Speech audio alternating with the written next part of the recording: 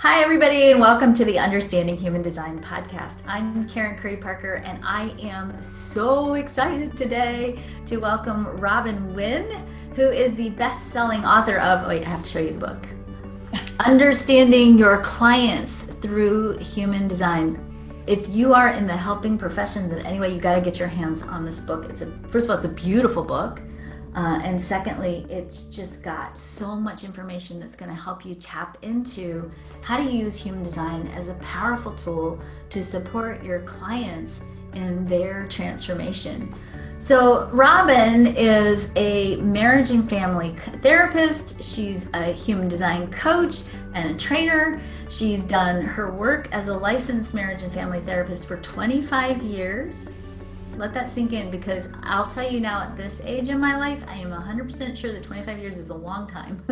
So there was a time when I would say 25 years and be like, what does that mean? Now I'm like, that is a long time. That cultivates an enormous amount of depth and mastery.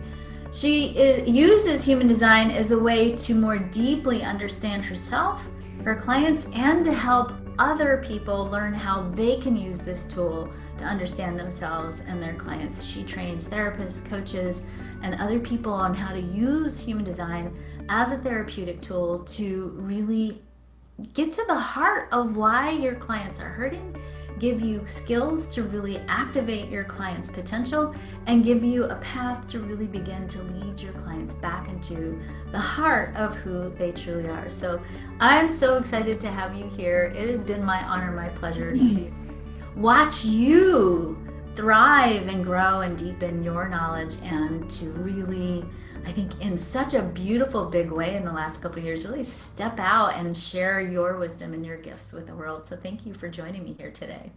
Thank you, Karen. That was such a beautiful introduction. I'm going to re-listen to that. I think back of, I think it was 5 years ago, I was in Texas with you. Oh, honey, And I want you to know it was way more than 5 years ago. was it? Oh, God. And we were in Texas, and you were videoing me. You were videoing a group of us. We were starting our businesses in human design, doing something. We were taking it to the next level, something. And I remember saying, just watch out. You're going to be seeing me. Just wait. And it does. I've got that gate 3 in my son. It's like, I'm slow to warm up. It's taken me a long time to start to come into my fruition. And human design has been a big part of understanding and having compassion for why it's taken so long, right? Because I kept thinking, I know I have so much to give. And this is what I know so many people feel. I have so much to give. Why aren't I giving it? What's between me and my embodiment, my living my purpose, my showing up fully, right? And when you look at your design, it's like, oh, well, this is why. Of course, it's not wrong. It's just who I am. Right? And then you can work with it. We were talking about this earlier. You can work with it in ways that are empowering rather than disempowering. So I'm so grateful that you have been my mentor and my guide and my support in finding this incredible, I think of it as a multi-dimensional map. A guidance. Like if you think of the, before we had the instruments that we have today, like the people navigating the seas, they looked up to the stars and read the stars to find their way. And human design is like a star map to help us find our way.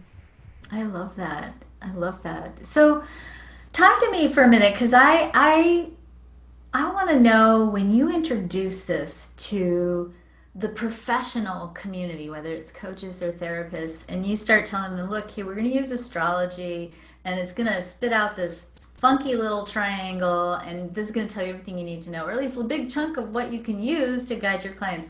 How do you do that process, and what are people's responses to that? Are they open? Are they ready? Are they excited? Yeah. So let me begin by telling a story of a student of mine who's also a colleague, who's a eye surgeon. She was an eye surgeon, projector, who burnt out, right? And then became a medical intuitive. So she came and she immediately knew to do my training. She already had a ray that could tap into this. She works with doctors and she uses human design now with doctors. Wow. Yeah. So we're talking like, and she says, there are so many doctors out there who are like closet woo-woo, closet, but they can't afford, right? They can't afford to show up and talk about that out loud. So I want to talk about this conversation in a similar kind of way. There's a bandwidth of people who are definitely have no capacity to tap into human design. It's too threatening at some level, or it just doesn't resonate.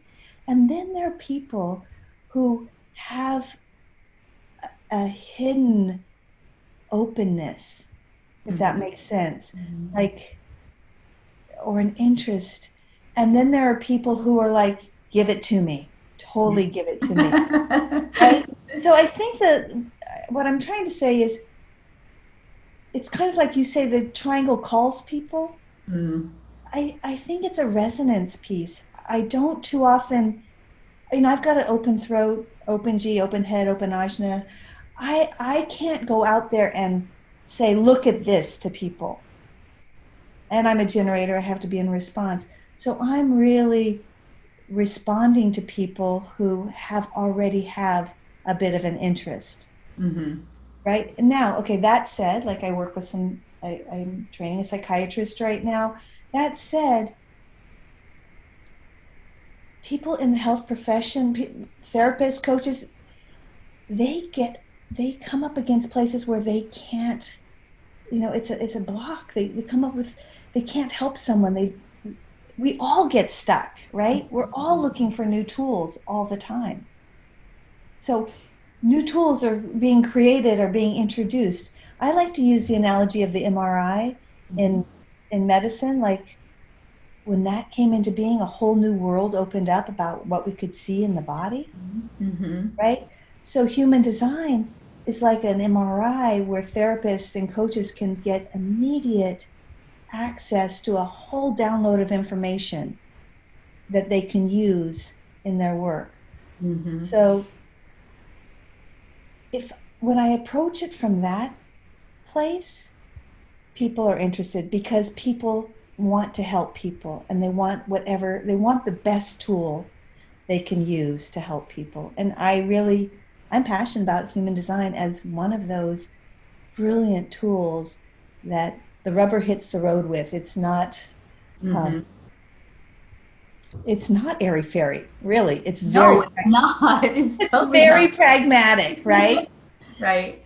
It's very pragmatic. And because it's not a test, like so many things are tests that, have very varying, like the Enneagram. I love the Enneagram. But that takes a while to figure out.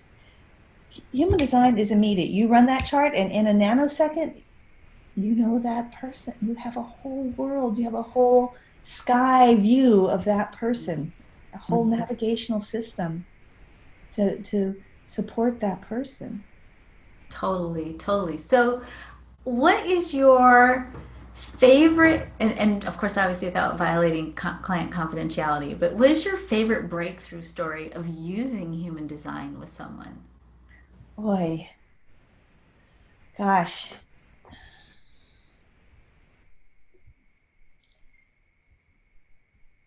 Well, I'm going to start broad and then hone in there. I know you understand this. I love working with projectors. I love it because all of the sudden their whole world view of themselves shift, their whole understanding of themselves shift. They start to value themselves after feeling deficient, like a hidden deficiency or a blatant deficiency. Something shifts and their whole trajectory changes like that. So that said, that's my first thing. I love introducing human design to projectors. Just even like this Dr. Dr. Veronica, I'm sure she would not mind me saying this, Dr. Veronica, the medical intuitive, Uh-huh. when she realized she was a projector, she was like, everything makes sense now. I mean, she had a total crash. She was, brilliantly, incredible practice and crash. Mm. Um, and now she's, you know, whenever she sees a projector doctor, like, you're a projector. You can't do this way. You have to do medicine in a different way. So kind of like you, I love it when the people I train then go on and have impact on other people and support other people. I love that. Um, I'm having a scenario pop up right now that just happened. There's so many great stories, but I'm just seeing if I can speak this in a way that's confidential. Um, I don't think I can. Uh, so that's the one that's coming up, and I can't translate it. So I'm going to just ask for another question, and hope that something can come up that I can share. So in using human design as a tool in your practice, how do you think it's changed the way in which you practice with your clients? Yeah. So as a psychotherapist, and we were having a conversation about language earlier. As a psychotherapist, um, even though I'm very individual and did everything my own way, Mm-hmm. there's a language and there's a field of understanding that I worked within. And it was this narrative of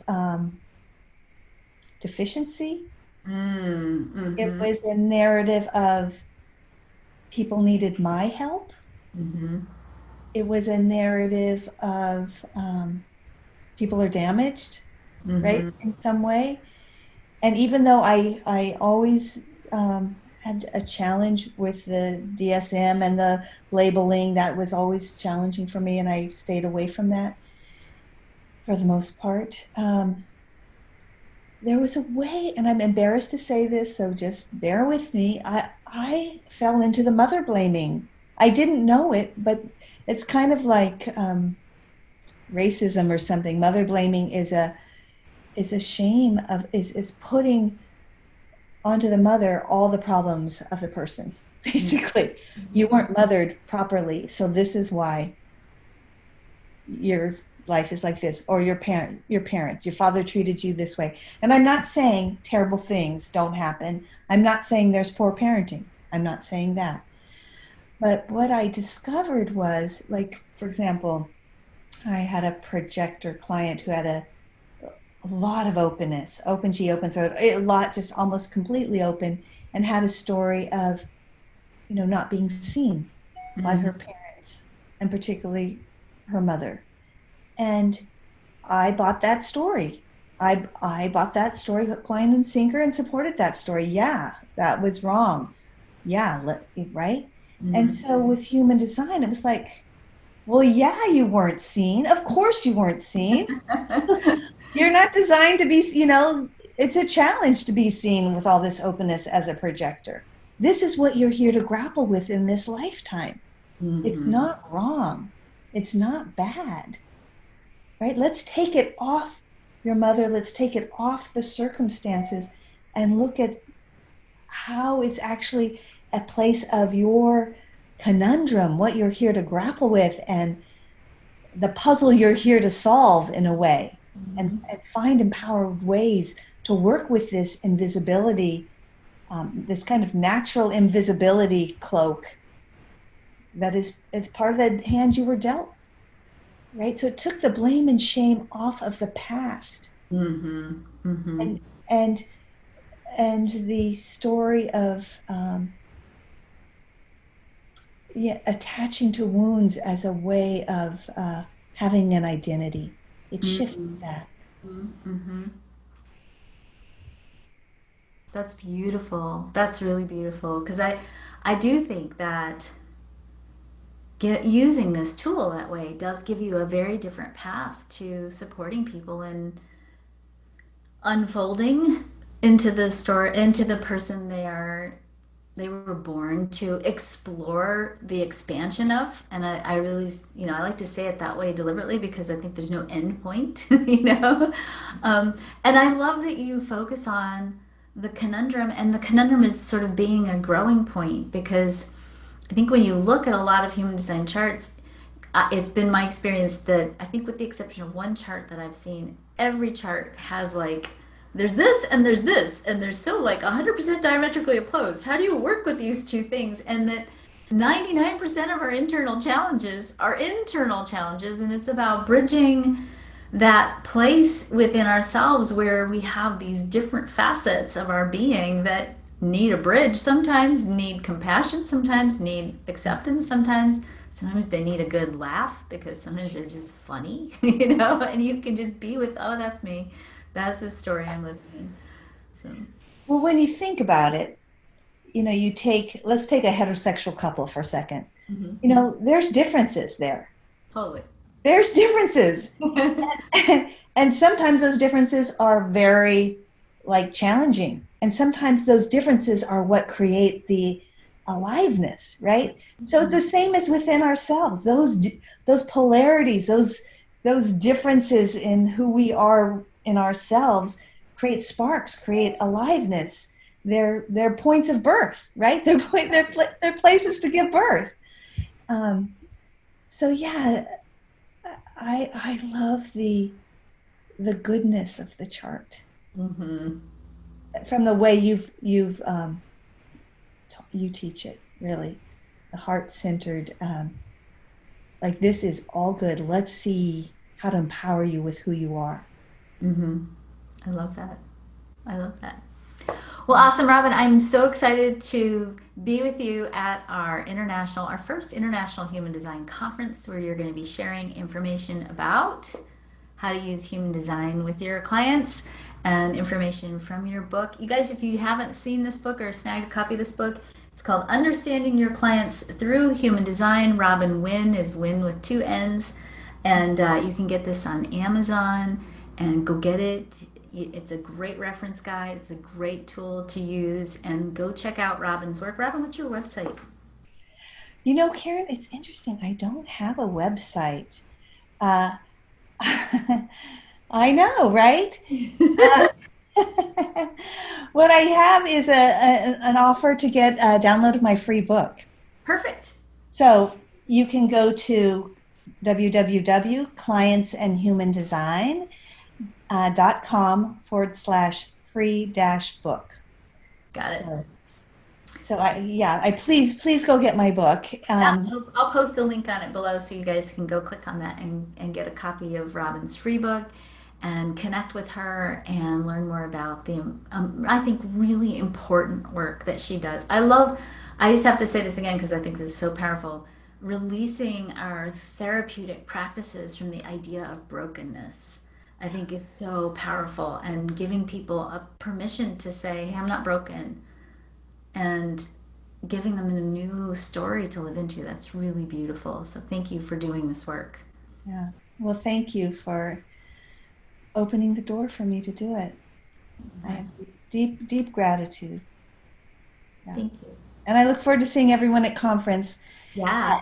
Every year, I just want to say this thing before we get off. Every year, I've gone to conference with you in the human design community, mm-hmm. Our human design, your human design community. And there is always a surprise aha, a surprise transformation, something. It's an awake field. I'll just say that. It's an awake field, and come with your heart open, come ready to transform something you weren't expecting, maybe even to wake up to and realize. Well said. Very well said. Thank you. Yeah. Thank you.